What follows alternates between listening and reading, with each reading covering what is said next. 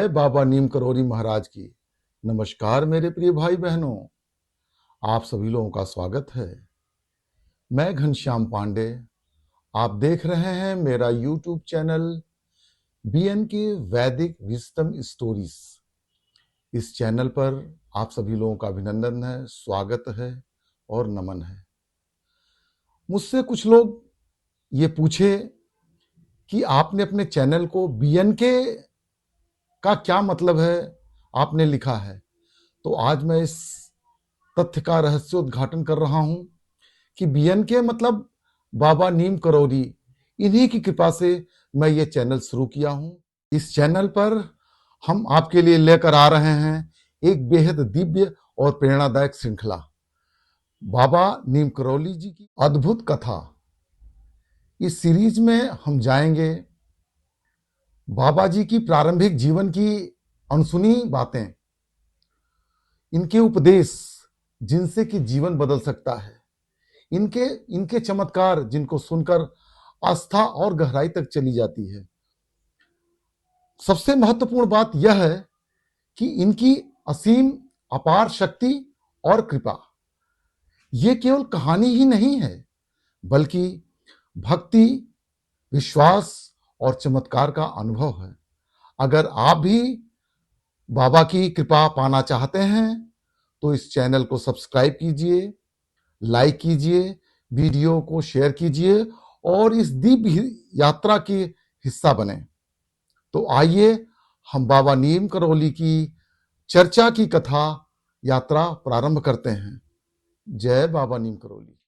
बाबा के चरणों में मेरा नतमस्तक है। बाबा नीम करोली अपने समय के महानतम संत थे। उनका जन्म काल के बारे में कोई प्रामाणिक विवरण उपलब्ध नहीं है, लेकिन कुछ भक्त उनके जीवन का विस्तार 18वीं शताब्दी से 20वीं शताब्दी तक मानते हैं। बहरहाल उन्होंने 11 सितंबर 1973 को लौकिक शरीर त्याग दिया। बाबा नीम करोली सर्वज्ञ थे, सर्वशक्तिमान थे और सर्वव्यापक थे। वे कहते थे, मैं हवा हूं, मुझे कोई नहीं रोक सकता, मैं धर्म के प्रचार प्रसार के लिए पृथ्वी पर आया हूं। कुछ लोग उन्हें साक्षात हनुमान जी का अवतार मानते थे, तो कुछ संतों का कहना था कि नीम करोली महाराज को हनुमान जी की सिद्धि है, वह कुछ भी कर सकते हैं। यदि मृत व्यक्ति को पुनर्जीवन देने की क्षमता किसी में है तो एकमात्र संत हैं नीम करोली बाबा। बाबा ने कथा प्रवचन, आडंबर, प्रचार प्रसार से दूर रहकर दीन दुखियों की सेवा में अपना संपूर्ण जीवन लगा दिया।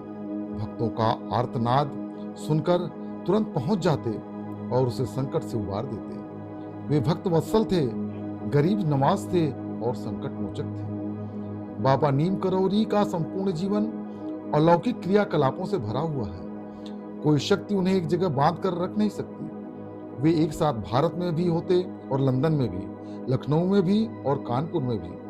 पवन वेग से क्षण भर में कहीं भी अवतरित हो जाते।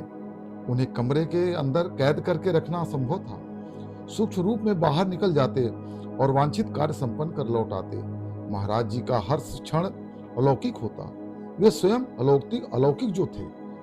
मैं मानता हूं कि बाबा अब भी अपने मंगलमय उपस्थिति से हर प्रकार की आपदाओं से हम सबको बचाए रखते हैं और हमारी करुणा पुकार का दौड़े पर चले आते हैं।